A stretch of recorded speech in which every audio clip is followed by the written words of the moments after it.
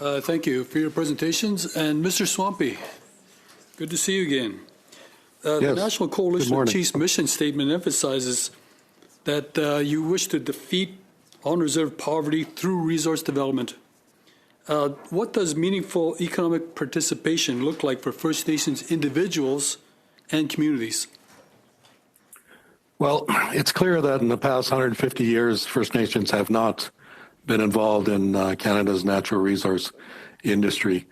And the National Coalition of Chiefs recognizes this and would like more, participatory inclusion in major projects. If we had, ownership in the giant mine in Northwest Territories back in the 50s and 60s, we wouldn't have the economic or the environmental destruction we have right now. But if there were Northwest Territory First Nation members on the boards of these big corporations, you wouldn't see the environmental damage you have today. And the oil and gas industry is moving towards that.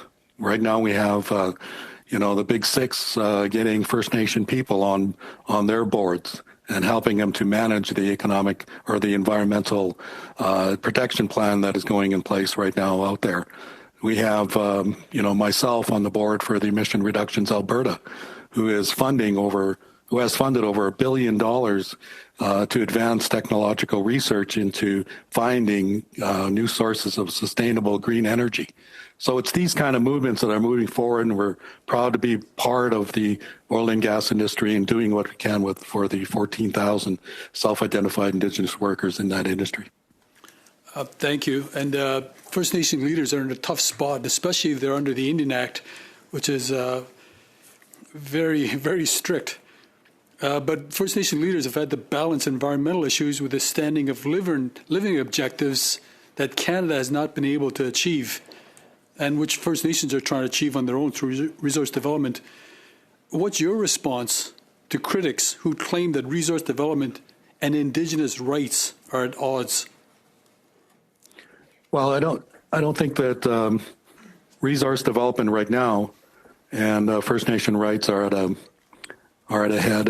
I believe that the oil and gas industry has turned around, has become more inclusive in terms of getting First Nations involved in their operations. We've seen that since the ESG guidelines that come through, as well as the DEI requirements for corporations has come through, and we've seen a lot of work through developing Indigenous relations policies that match communities that they operate with, communities that exist within their areas of operations.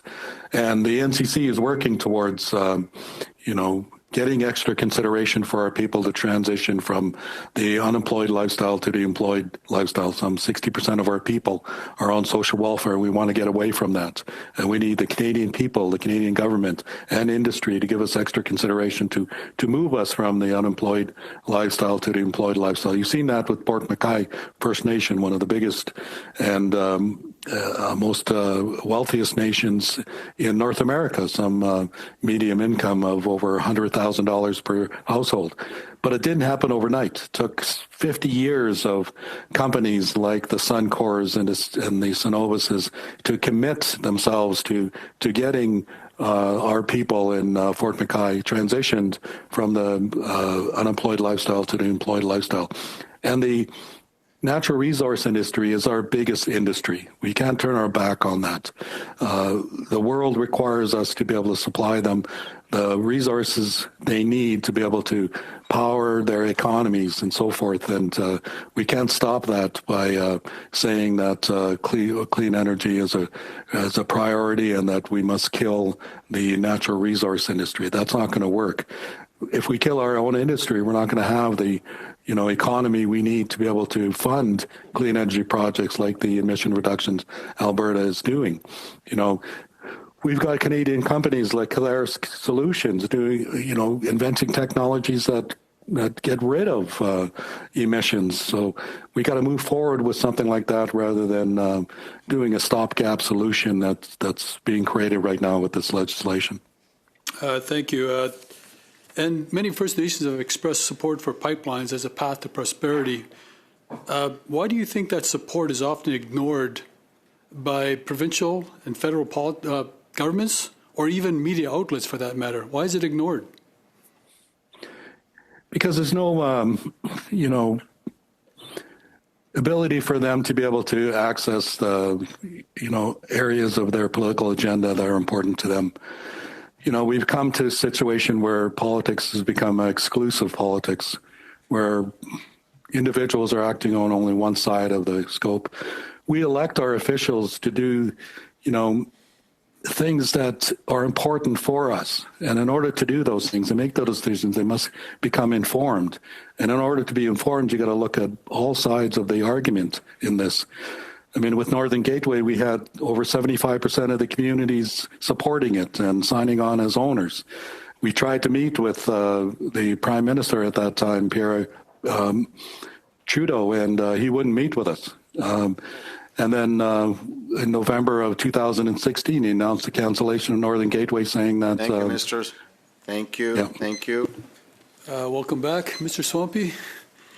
And the word reconciliation is thrown around the House of Commons on a regular basis. And yet you stated Liberal Prime Minister Trudeau refused to meet with the National Coalition of Chiefs. What needs to change at the federal government level to achieve economic reconciliation? Oh, you're on mute.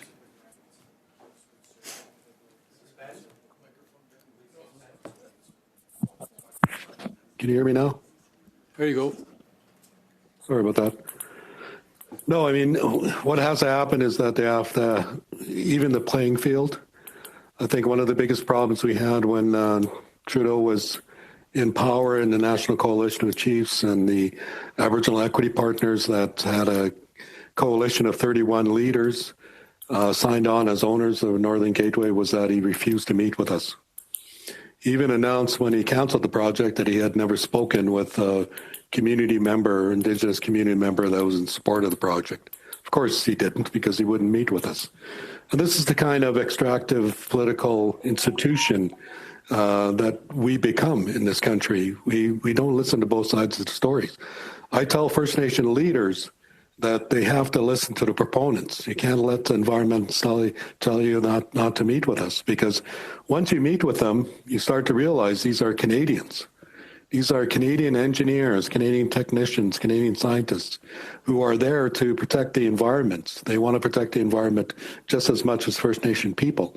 And with the amount of resources, the amount of money and time that they've committed to integrity systems, safety systems, environmental protection plans, they'll understand and appreciate it and be confident and provide security for them to ensure that their community is going to be protected against any environmental damage. So that's what the reconciliation is all about, is being involved and getting extra consideration for the Indigenous communities to be able to come on board and be included in these projects. And the First Nations have to act in the same way that an inclusive political institution acts, and that is to hear both sides of the stories, because we elect them to become informed. And if they're refusing to become informed on both sides, they're refusing to make an informed decisions. And that's what's happening right now in Canadian politics, is we're so polarized that we're not, many people are not listening to their side of the story.